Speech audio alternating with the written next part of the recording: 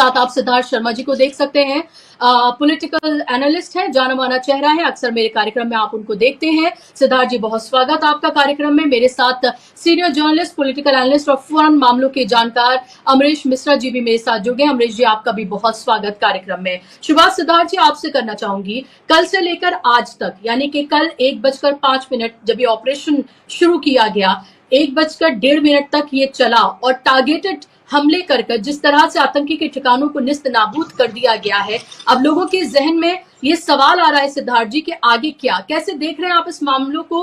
और आपने पाकिस्तान से भी आए हुए जो बयान है उन सबको भी देखा होगा, दावे प्रतिदावे, फेक खबरें, पहले नकारना फिर एक्सेप्ट करना, इस सबको भी आप ये देख रहे होंगे। मैं कई वेबसाइट हिंदुस्तान की भी देख रही थी जिसमें दैनिक भास्कर से लेकर आज तक इन सब पर कहीं पर 90 बताया गया है कि आतंकी मारे गए हैं, कहीं पर 100 कहा गया है, लेकिन अभी ऑफिशियल स्टेटमेंट जब तक नहीं आता है तो हम इस तरह के नंबर्स नहीं देंगे। लेकिन कैसे देख रहे हैं आप इस सबको?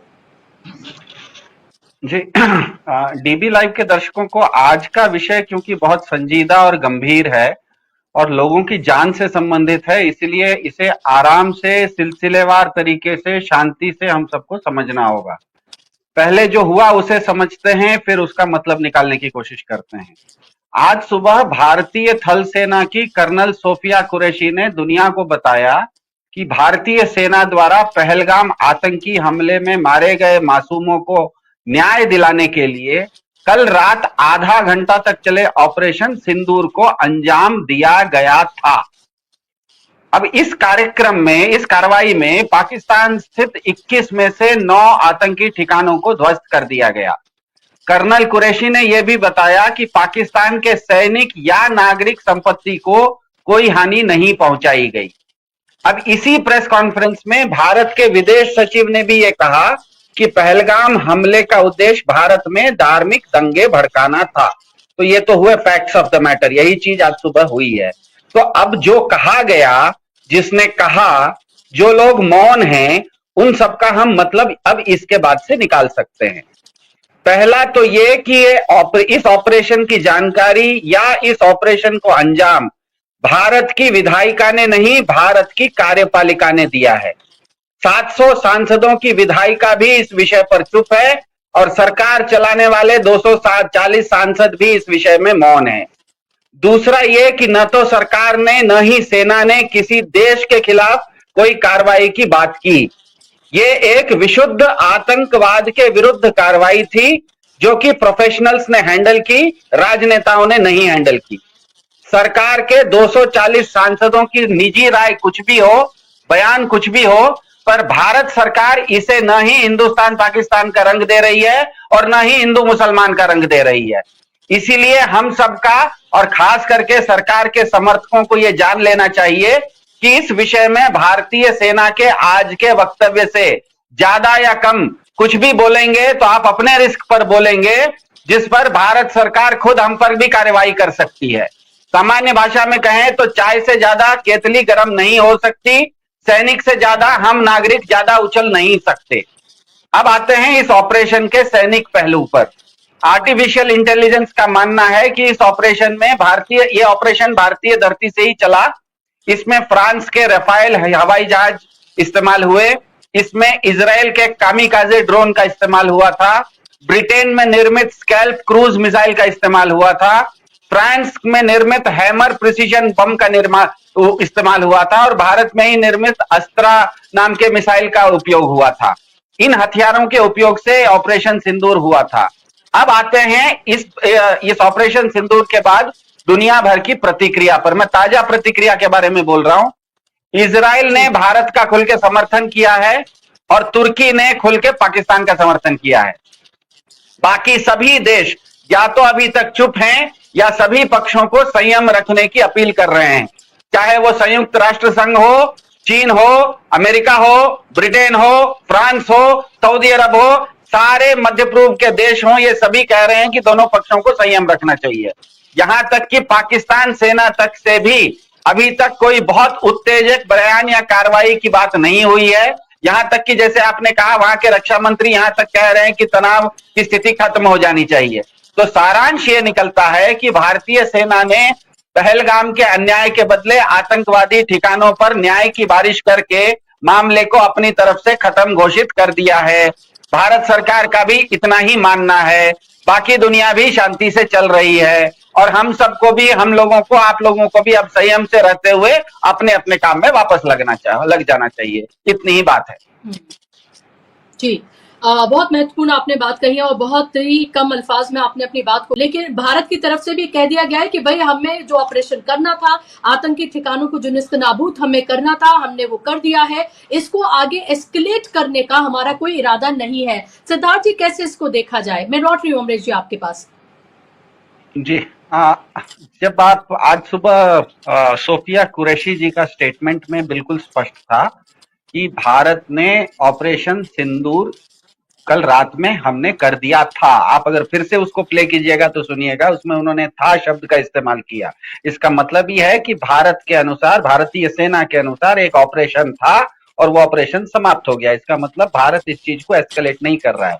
दूसरी बात, जैसे अमरीश जी ने बहुत अच्छे से समझा दी, अब ये समझ में आ रहा है कि दुनिया भर से भी कहीं पर भी इसको ये स्थिति अब बिगड़ती हुई नहीं दिख रही है। ये चीज शुरू होने से पहले ही भारत के पक्ष में समाप्त होती हुई दिख रही है। उसका कारण ये है कि मेरे ख्याल से, जैसे अमरीश जी ने कहा, बीजेपी के बयान और भारत सरकार की नीति अब अलग होती हुई दिख रही है। बीजेपी के एक बयानवीर होते हैं, वो कुछ भी बयान दें, लेकिन भारत सरकार की नीति और बीजेपी के बयान दोनों में अब काफी अंतर दिख रहा है। क्योंकि हमें पता है कि पाकिस्तानी व्यवस्था अपने आप में सांप्रदायिक है। अब उसे अगर आपको हराना है तो उसी का जेरोक्स करेंगे, तब तो असफल हो जाएंगे।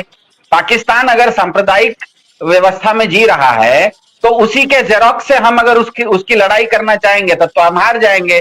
सांप्रदायिकता को हराना है तो आपको क्रिएटिव होना पड़ेगा, यूनिवर्सल होना पड़ेगा, सार्वभौमिक भौमिक होना पड़ेगा।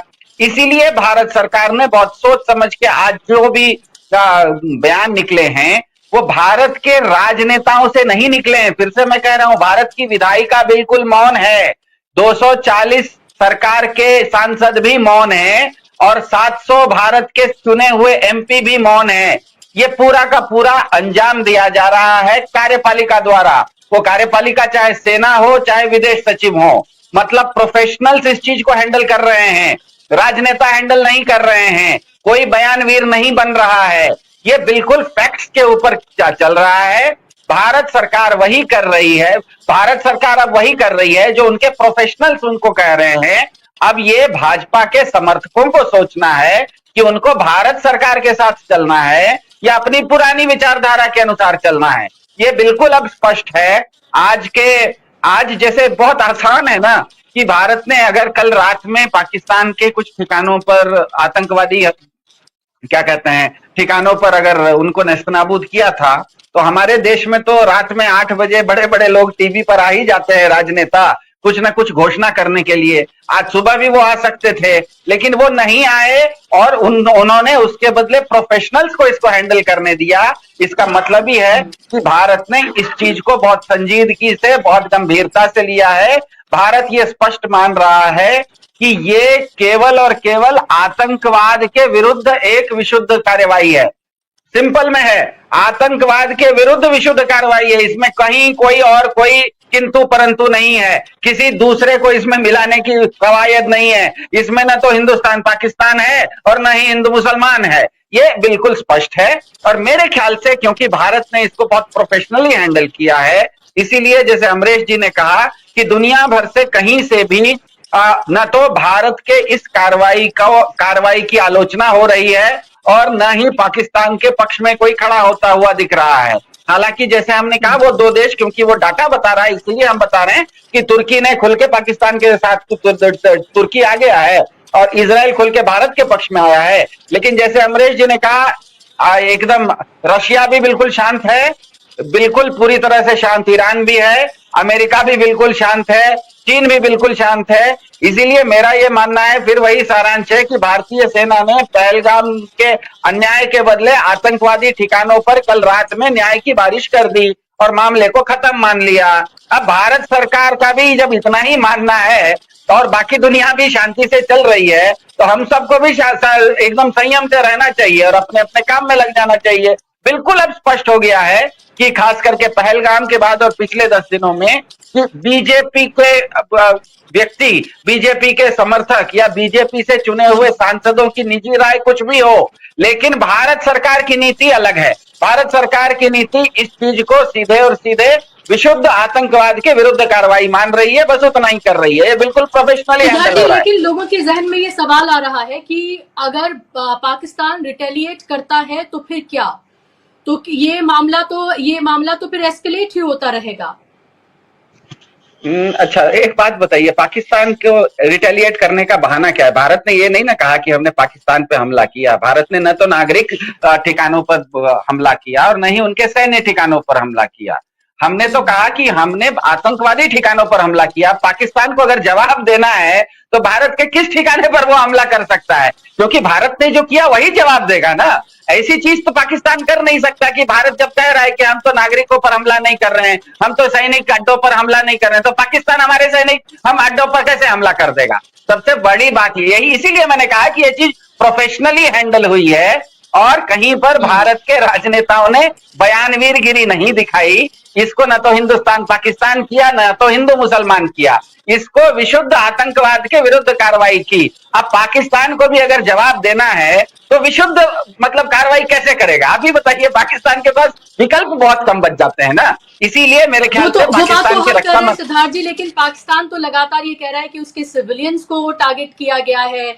वो बच्चा कह रहा है कि 3 साल की बच्ची है। वो तो इस तरह के तमाम दावे अपनी तरफ से कर रहा है ना। वो तो ये कह रहा है कि हमारी जमीन आतंकवाद के लिए इस्तेमाल ही नहीं होती है, और वो इस बात को जब मानेगा तभी तो कहेगा कि वो आतंक के ठिकानों पर हमला हुआ है। जब आप ये देखें कि मौलाना जो मसूद अजहर है, उसके परिवार वाले वो 10 लोग और 4 उसके क्लोज एड जो है वो जब मारे जाते हैं, तो जब उनका जनाजा निकलता है तो देखा हमने, वो तस्वीरें सामने आई जहां पर सेना तक वहां पर शामिल है, पुलिस भी है, और बाकायदा तौर पर कैसे वहां पर मातम हो रहा है।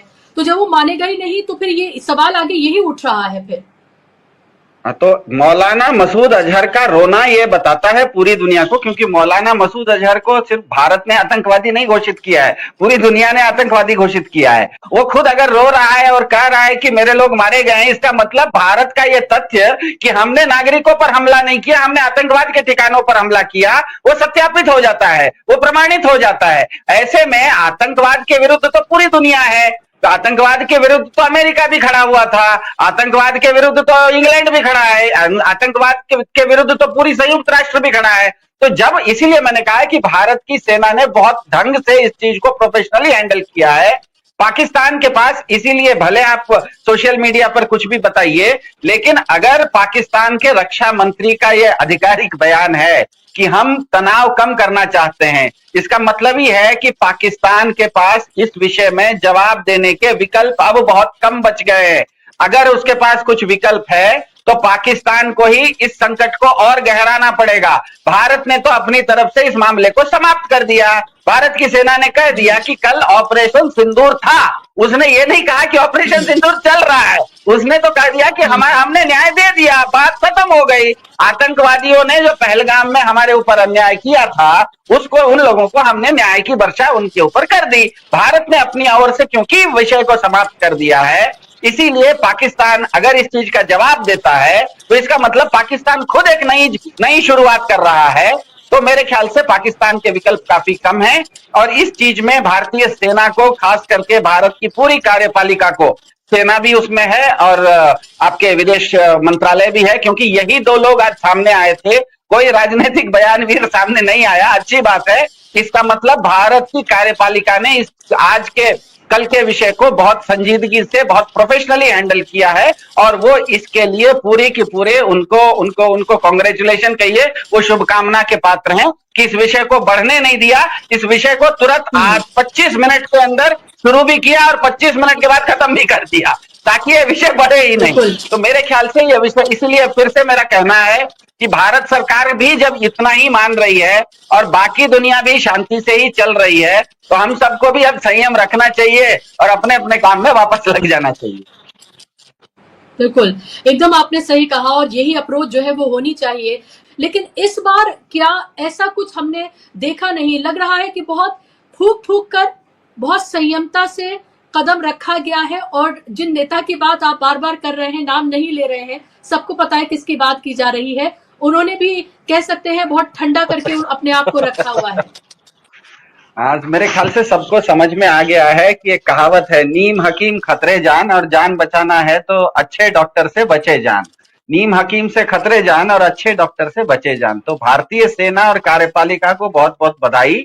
ऑपरेशन सिंदूर की सफलता ने बता दिया है कि समस्या का समाधान बोल बचन में नहीं होता है, समाधान प्रोफेशनली व्यावसायिक ढंग से बिल्कुल ठंडे दिमाग से एक्सपर्ट्स के द्वारा ही संभव है। और ऑपरेशन सिंदूर ने कल ये बता दिया कि भारत ने, क्योंकि ये पूरे मामले को जो इस विषय को जानता है, जो इस विषय पर गंभीरता से जान रहा है, जो चुनाव भले लड़के जीत के नहीं आया है, भले वो टीवी पर लाखों लोगों के सामने वो भाषण नहीं देता है, वो कोई राजनीतिक रैली नहीं करता है, लेकिन भारत की कार्यपालिका और सेना, जो सेना है, ये दोनों कार्यपालिका है, ये लोग जीवन भर उसी की पढ़ाई किए हुए रहते हैं। कोई सैनिक है तो वो बचपन से सेना का अभ्यास किए हुए है। अगर विदेश सचिव है कार्यपालिका में, तो बचपन से ही कितने सालों से उसको विदेश नीति और कूटनीति का अनुभव है। मैं अगर मान लीजिए चुनाव जीत के आ भी गया हूं, तो 5 साल पहले ही तो चुनाव जीता हूं, मुझे कूटनीति का तो ज्ञान नहीं होगा, मुझे सेना का तो ज्ञान नहीं होगा।